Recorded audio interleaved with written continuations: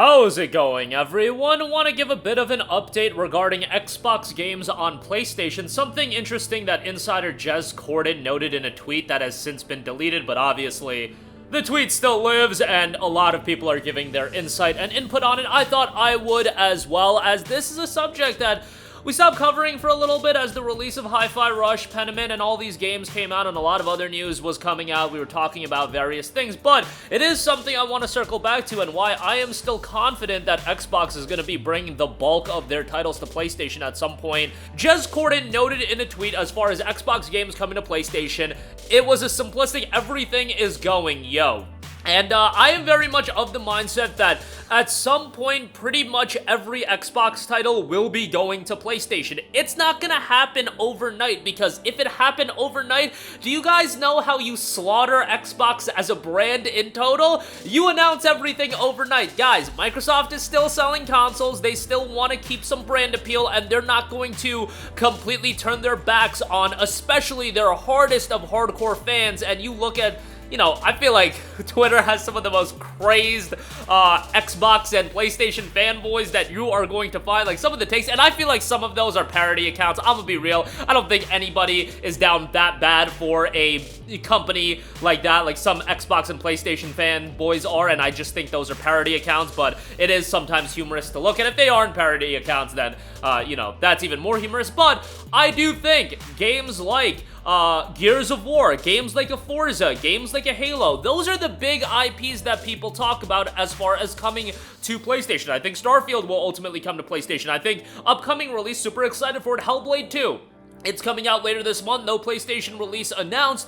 I am very, very confident that that game's gonna end up on PlayStation sometime in the near future. And as you've already seen with Xbox, it's not just a game of let's get live service games onto PlayStation. They already brought over Hi-Fi Rush, they brought over Pentiment. Yes, they also brought over Grounded and Sea of Thieves, and those games are a little bit different, but I do expect big budget single player games to come as well. But to me, this first 4 games rolling out to PlayStation, more of a test period. Again, you don't want to announce everything, and certainly you don't want to announce IPs like Halo, Gears of War, Forza, and just some throwaway recorded video that was uploaded on YouTube. That should not be how you handle that. But those games I ultimately do think are going to come to PlayStation. First of all, I think at this point, Xbox is slowly throwing in the towel as far as the quote-unquote console wars are concerned.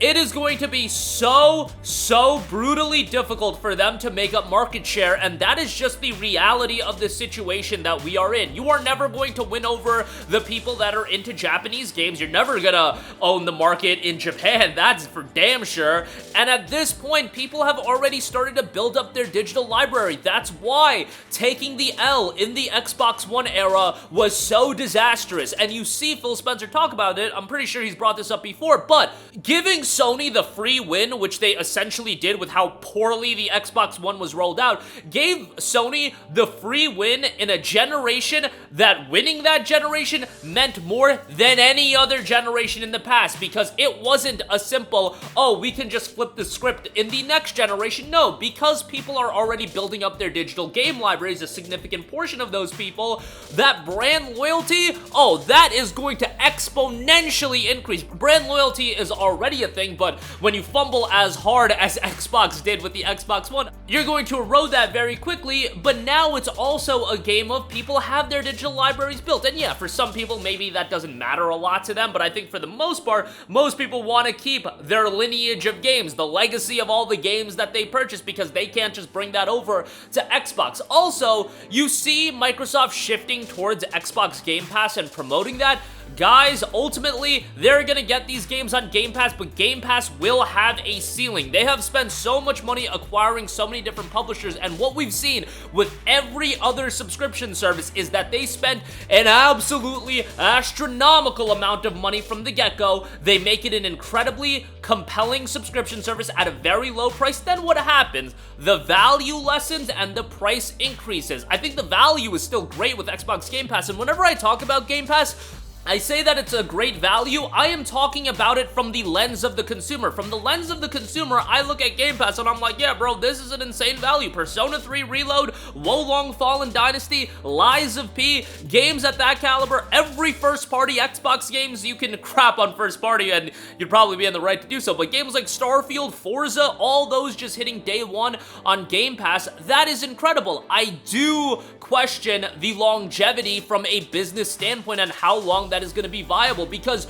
no matter how high you raise the value, you can make the value as crazy as possible. At the end of the day, there will ultimately be a ceiling that you are going to hit. With the value proposition increases, that ceiling isn't gonna go up by that much. You've hit that cap. There are only so many gamers out there that are willing to get an Xbox or a PC, and on PC you have to download the Game Pass app. There are only so many people that are gonna be willing to do that. Even if the value goes exponentially higher, if you can't get more people willing to sign up to a subscription service, there is just a ceiling. That ceiling, you can raise it a little bit, but once you hit that ceiling, then you have to figure out other ways to generate revenue. The easiest way being raise the price point of said subscription service, and we've already seen that a little bit with Xbox Game Pass, and that's going to continue to happen just like it happens with every other subscription service. Or you can lessen the value of said subscription service, which we've seen that happen as well. Cut various content, so on and so forth, and that'll increase your margins.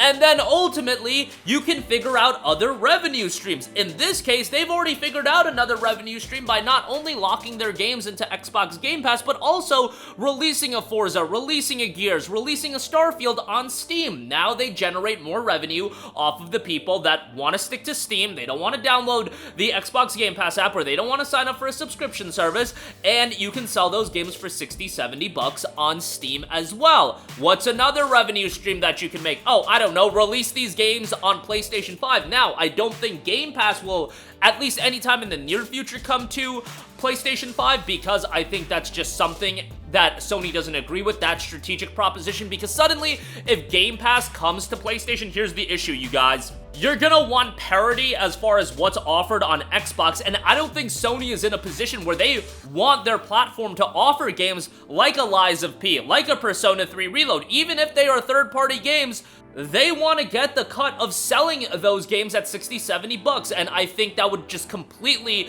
change how Sony views their top-tier titles. Why are they giving out top-tier titles on the subscription service that's available on all of our platforms, but we still want to sell our games for 60, 70 dollars? It's just, it's not going to work, and I don't think it's going to work anytime in the near future. Also, if you release a Gears of War, if you release a Forza, those games you can now sell at 60, 70 dollars, and much like we saw Sony drop their games on PC, the initial allure is going to be very strong, and people will be captivated just by those games being on PlayStation for the first time. Just like how Horizon Zero Dawn, Days Gone, God of War, Spider-Man, those initial PlayStation on PC games did exceedingly well, and then you saw, you know, a taper off a little bit as people realized, bro, these are 2-year-old games being released at $60. But in the case of Microsoft, I could very well see it get to a point in the near future where it's day one games.